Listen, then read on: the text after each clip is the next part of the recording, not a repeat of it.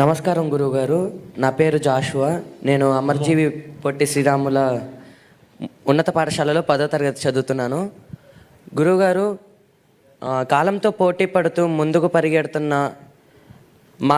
మా తరం వారికి రామాయణం, మహాభారతం, భాగవతాలు వంటి గ్రంథాలు చదవడం వలన ఉపయోగం ఏమిటో తెలియజేయండి గురువుగారు. నువ్వు జాషువా అని పేరు పెట్టుకున్నందుకు నాకు ఎంతో సంతోషంగా ఉందయ్యా. ఆ పేరు పెట్టిన మీ అమ్మగారికి, నాన్నగారికి నమస్కారం చేస్తున్నాను. మహానుభావుడు ఏం కవిత్వం చేశారయ్యా. ఒక్కొక్క పద్యం చదువుతుంటే గుండెలు పిండేసినట్టుంటుంది. అంత గొప్ప పద్యాలు రాశారు కదయ్యా ఆయన. ఇంతకీ నువ్వు నన్ను అడిగిన ప్రశ్నకి జవాబు ఏంటంటే, రామాయణ, భారత, భాగవతాలు ఈ వయస్సులో మేము చదువుకోవడం వల్ల మాకు కలిగే ప్రయోజనం ఏమిటి? నేను నీకు ఒక్క విషయం చెప్తాను, నీకు అర్థమైపోతుంది. నేనేం పెద్ద దాని గురించి ప్రసంగం చేయక్కర్లా. మహాభారతంలో శల్యుడు అని ఒక ఆయన ఉన్నాడు. ఆయన మద్రదేశాధిపతి. అంటే పాండురాజుకి 2 భార్యలు, కుంతి, మాద్రి. మాద్రికి సోదరుడు కాబట్టి నకుల సహదేవులకు మేనమామ. నకుల సహదేవులకి మేనమామ అయితే ధర్మరాజు గారికి, భీముడికి, అర్జునుడికి కూడా మేనమామ. కురుక్షేత్ర యుద్ధం ప్రారంభమైంది.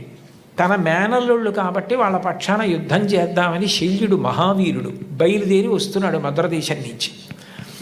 ఆయన వస్తున్నాడని తెలుసుకుని దుర్యోధనుడు ఏం చేశాడంటే, కనపడకుండా చలువ పందిళ్ళు వేయించి సాయంకాలం అయ్యేటప్పటికీ నృత్యం, సంగీతం అన్నీ పెట్టేవాడు. పొంగిపోయి ఇవన్నీ ధర్మరాజు చేస్తున్నాడు అనుకున్న రోజున ఎవరు చేస్తున్నారు? ధర్మరాజు గారే కదా, ఉన్నాడా, రమ్మనమన్నారు.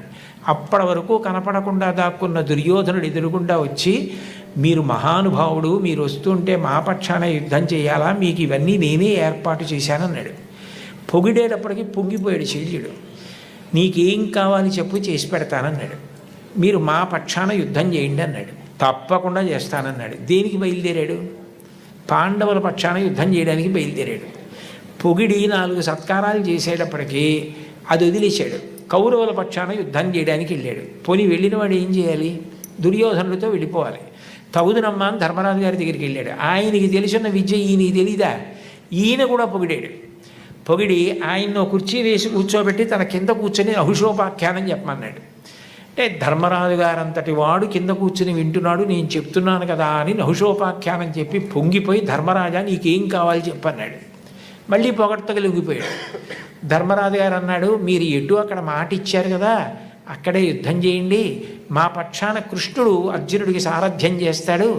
మళ్ళీ కృష్ణుడితో సమానమైన సారథి మీరే కాబట్టి మీరు అక్కడ కర్ణుడికి సారథ్యం చేస్తారు. చేసినప్పుడు కర్ణుడికి మనశ్శాంతి లేకుండా అదే పనిగా నింద చేయండి. నింద చేస్తే కర్ణుడికి బుద్ధి కేంద్రీకరణ పోతుందంటే కాన్సన్ట్రేషన్ పోతుంది. పోతే కర్ణుడు చచ్చిపోతాడు. మాకు జాలు, ఆ ఉపకారం చేయండి అన్నాడు. తప్పకుండా నీకు ఈ ఉపకారం చేసి పెడతానన్నాడు. నిజానికి శల్యుడు కానీ కృష్ణుడు కానీ ఆ రోజుల్లో సారథ్యం నేర్చుకోక్కర్లా. ఇందాక ఆ పాప అడిగిందే, అది వాళ్ళిద్దరికీ హాబీ. నేర్చుకుని ప్రపంచ ప్రఖ్యాతి పొందారు సారథ్యంలో. కృష్ణుడు విలువకి కట్టుబడి అర్జునుడికి సారథ్యం చేసి అర్జునుడిని కాపాడి పార్థసారథి అని బిరుదు పొందాడు.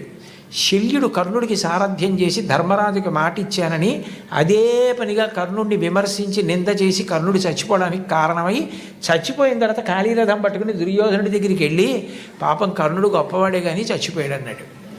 అందుకని ఇప్పటికీ మన పక్షాన ఉండి మనని విమర్శిస్తూ మనని పాడు చేయడానికి ప్రయత్నించేవాడిని వీడి శల్య సారథ్యం రా అంటారు.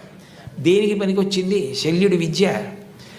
పొగట్టకి లొంగిపోవడం ఎంత ప్రమాదకరమో, నువ్వు ఎంత గొప్పవాడివైనా పొగట్టలకి లొంగిపోయే బలహీనత ఉంటే పాడైపోవడం కాదు, కాలం ఉన్నంత కాలం అపకీర్తి శల్య సారథ్యం అని పేరుండిపోయినట్టు.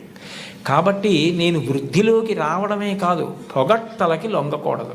అలాగని పెద్దల ఆశీర్వచనాన్ని వదిలిపెట్టుకోకూడదు. ఇది గుర్తుపెట్టుకోవాలంటే మహాభారతంలో శల్యుడి కథ పనికొస్తుంది. అప్పుడు చిన్నపిల్లాడికి భారతం అక్కర్లేదని ఎవరంటారు? నువ్వు అది బాగా నీకు వంట పట్టిందనుకో, నువ్వు జీవితంలో వృద్ధిలోకి వస్తావు. రేపొద్దున నువ్వు ఎంత గొప్పవాడివైనా నిష్కారణంగా పొగిడితే లొంగవు. పెద్దలైన వారు నిన్ను వచ్చి మంచిగా, మర్యాదగా, ప్రేమగా మాట్లాడితే వాళ్ళ ప్రేమని నువ్వు అర్థం చేసుకోను గలవు. అప్పుడు నువ్వు వృద్ధిలోకి రావడానికి కారణమైందా లేదా? కాబట్టి రామాయణ భారత భాగవతాది గ్రంథములు మంచి మంచి గ్రంథములు ఎక్కడ ఏ భాషలో ఎందులో ఉన్నా చదివి మంచి స్వీకరించి వాటిని జీవితంలో అనుష్ఠానంలోకి తెచ్చుకోవాలి. ఏమ్మా? ధన్యవాదాలు గురువుగారు.